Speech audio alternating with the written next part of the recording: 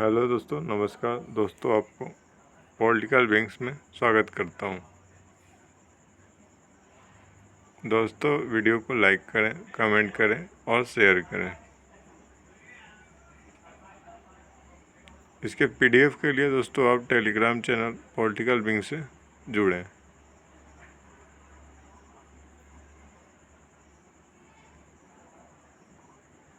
आज दोस्तों आपको BS second year second paper जो है उसका कंपैरेटिव गवर्नमेंट उसके बारे में बताया जाएगा।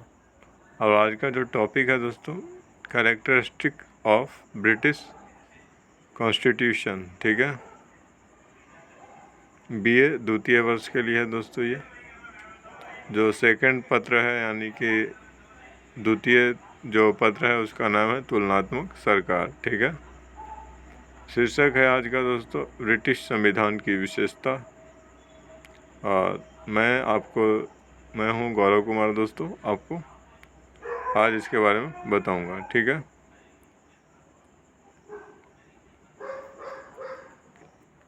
दोस्तों जो फर्स्ट पॉइंट है अलिखित संविधान है। यानी ब्रिटेन का जो संविधान है वो अलिखित है।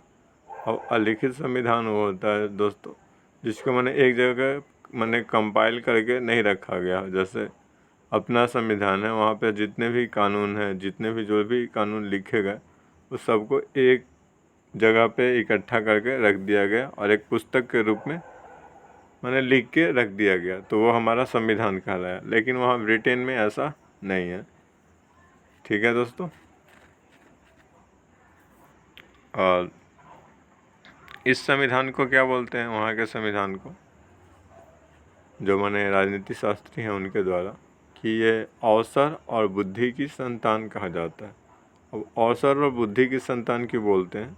क्योंकि हर एक जैसा सिचुएशन रहता है उसके अकॉर्डिंग ये ढल जाता है।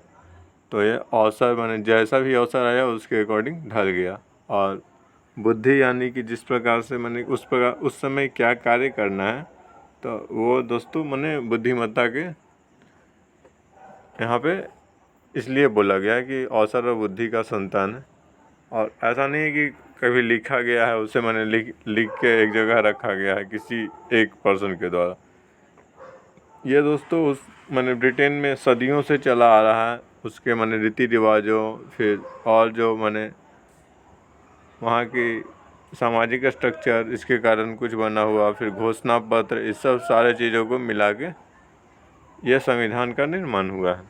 अब दोस्तों सेकंड पॉइंट है सुपरिवर्तनशीलता। अब इसमें ये बात है दोस्तों, आवश्यकता अनुसार वहाँ के जो संविधान है उसको एक सामान्य संशोधन के द्वारा भी संविधान में परिवर्तन कर दिया जाता है। जैसे इंडिया के परिप्रेक्ष्य में अगर आप देखोगे तो कुछ संवैधानिक संशोधन तो नॉर्मल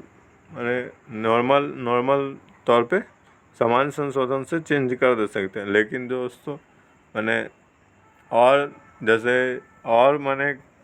जो संवैधानिक संशोधन होता है, जो दो राज्यों के बीच या जो देश के ज़्यादा महत्वपूर्ण विषय है उसको अगर चेंज करना हुआ तो दोस्तों उसमें उसकी प्रक्रिया थोड़ी सी ज़्यादा कठिन है। ठीक है, और अमेरिका के अगर संविधान से कंपेयर करेंगे उसका, तो दोस्तों अमेरिका का संविधान तो काफ़ी कठोर संविधान है। वहाँ पे चेंजिंग करना ज़्यादा मुश्किल होता है। लेकिन भारत का संविधान को अगर बोला जाए तो भारत का संविधान एक तरह से लचीला भी है और कठोर भी है। ठीक है, ब्रिटेन का एकदम लचीला है। थर्ड जो इसका संविधान की विशेषता है दोस्तों, विकसित संविधान। अब जो वहाँ के संविधान है ब्रिटेन के, वो समय काल के अनुसार विकसित हुआ है और इस संविधान को किसी के द्वारा बनाया नहीं गया है। यानी कि वहाँ के रीति रिवाज, जो धार्मिक परंपरा और जो घोषणा किया गया है और सारी चीज़ों के मिश्रण से बना है दोस्तों वहाँ का। ठीक है, संविधान। फिर दोस्तों नेक्स्ट पॉइंट है इसका, नेक्स्ट विशेषता जो है वह एकात्मक संविधान, यानी कि संपूर्ण ब्रिटेन पर केंद्र सरकार का शासन होता है। ठीक है, इंडिया में जो एकात्मक संविधान का जो लिया गया है दोस्तों, वो ब्रिटेन से ही लिया गया है। और अगर अमेरिका के परिप्रेक्ष्य में देखोगे तो वहाँ पे एकात्मक संविधान नहीं होता है। वहाँ पे मैंने एक तो मैंने अमेरिका का संविधान खुद का है केंद्र स्तर पे, और दूसरा दोस्तों वहाँ के जो जितने भी स्टेट हैं ना यूएसए में 50 स्टेट हुए, तो उन सारे स्टेटों का अपना अलग संविधान होता है और सभी स्टेट अपने अकॉर्डिंग चलाते हैं। और वहाँ पे दोस्तों दो प्रकार की नागरिकता दी जाती है, और एकल नागरिकता इंडिया में भी दिया जाता है, माने एक ही नागरिकता है।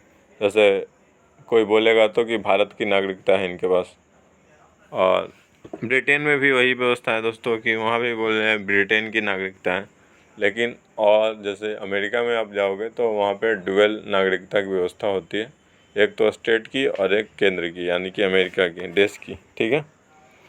फिर नेक्स्ट पॉइंट है दोस्तों, सिद्धांतों और व्यवहार में अंतर संवैधानिक तौर पर सत्ता राज्य के अधीन माना गया है, परंतु व्यवहारिक तौर मैंने राजा के अधीन माना गया है, परंतु व्यवहारिक तौर पे यह मंत्रिमंडल के हाथ में है। वहाँ पे दोस्तों जितने भी कार्य होते हैं वो मैंने क्राउन के नाम पे किया जाता है, और क्राउन कौन होता है? वह राजा ही होता है। तो क्राउन के नाम पे किया जाता है कि क्राउन ने ऐसा बोला, और ये मैंने क्राउन के अधीन ही कार्य किया जा रहा है, उनके कहने पे ही किया जा रहा है। लेकिन वास्तविक तौर पे उनके कहने पे कार्य नहीं किया जाता। वो जो मैंने वहाँ के पीएम है, और जो भी मैंने जीतता है वहाँ का चुनाव, मंत्रिमंडल जो भी बनाता है उसके वही मैंने वो कानून बनाता है उस वक्त का। लेकिन नाम करता है कि हम हम क्राउन के अकॉर्डिंग कार्य कर रहे हैं और राजा के अकॉर्डिंग कार्य कर रहे हैं। ठीक है। नेक्स्ट जो उसके विशेषता है दोस्तों, विधि का शासन। अब इस संविधान के अनुसार शासन में व्यक्तियों को सदा ही कानून की मर्यादा रहेगी। अब ये ऐसा बताया गया है इसमें, और नागरिक अपने शासक की मनमानी इच्छा का शिकार नहीं होगा। ठीक है दोस्तों, विधि का शासन में यही बोला जाता है, यानी कि सभी लोग एक समान है। अब चाहे आप किसी भी पोस्ट पे हो, आपकी समाज में कोई भी व्यवस्था हो, आपको कोई भी पद पे, सरकारी पद पे, अच्छे पद पे हो, लेकिन आपको भी जिस प्रकार के एक गरीब उस देश का व्यक्ति, और जिस प्रकार से न्यायिक व्यवस्था उसको पालन करना पड़ेगा, उसे भी उसी प्रकार से पालन करना पड़ेगा। अगर केस होगा तो दोनों सेम ही न्यायालय में जाएंगे, ऐसा नहीं कि उनका अलग न्यायालय होगा और उनका अलग होगा। इंडिया में भी दोस्तों वहीं से लिया गया है ये व्यवस्था। ठीक है। फिर नेक्स्ट पॉइंट है दोस्तों, संसदात्मक कार्यपालिका। अब इस कार्यपालिका में शासन का भार मंत्रिमंडल पे होता है, और मंत्रिमंडल लोकप्रिय सदन के प्रति सामूहिक रूप से उत्तरदायी होता है। ठीक है। नेक्स्ट पॉइंट है दोस्तों, सर्वोच्च संसद। यानी कि अब इसमें क्या बोला जाता है, यहाँ की जो संसद है, जो भी सांसद होंगे और जो कानून बनाएंगे वो सर्वोच्च होगा, और उसको किसी भी ब्रिटेन में ऐसी कोई भी संस्था नहीं है जो उसको चैलेंज करे। ठीक है। तो डाइसी इसके विषय में बोलते हैं कि जो कानूनी दृष्टि से संसद की सर्वोच्चता या प्रभुसत्ता हमारी राजनीतिक संस्थाओं की एक प्रमुख विशेषता है, और संसद के प्रभुसत्ता के सिद्धांत का अर्थ है इसके द्वारा किसी भी कानून को बनाया जा सकता है और उसे अंत किया जा सकता है।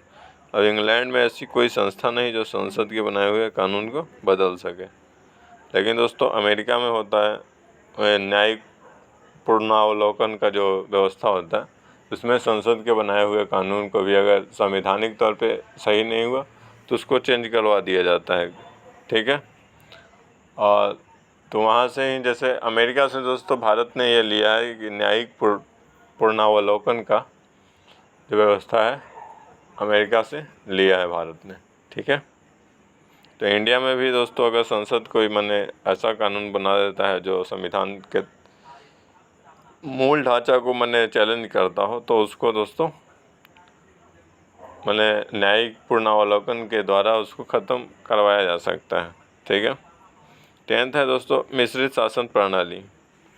अब दोस्तों इसमें क्या ये है, वहाँ के जो मैंने संविधान जो निर्माण हुआ है, मैंने उसकी जो शासन प्रणाली है उसमें क्या है दोस्तों, ब्रिटेन में राजतंत्र का भी आप देख लोगे, राजतंत्र भी मिला हुआ है, फिर कुलीन तंत्र भी मिला हुआ, प्रजातंत्र का मिश्रण देखने को मिल जाएगा आपको। प्रजातंत्र का मिश्रण इस प्रकार से दोस्तों, जो मैंने चुनाव होता है, जो प्रधानमंत्री बनता है तो वो प्रजातांत्रिक तौर पे ही चुन के जाता है, उसको प्रजातांत्रिक तौर पे बोल दिए। अब दोस्तों राजतंत्र में क्या बोलेंगे, जैसे अभी भी वहाँ में अभी भी राजतंत्रात्मक शासन व्यवस्था मैंने चलता है। राजतंत्र भले ही नाम मात्र का हो, लेकिन वहाँ राजा का पद अभी भी विद्यमान है।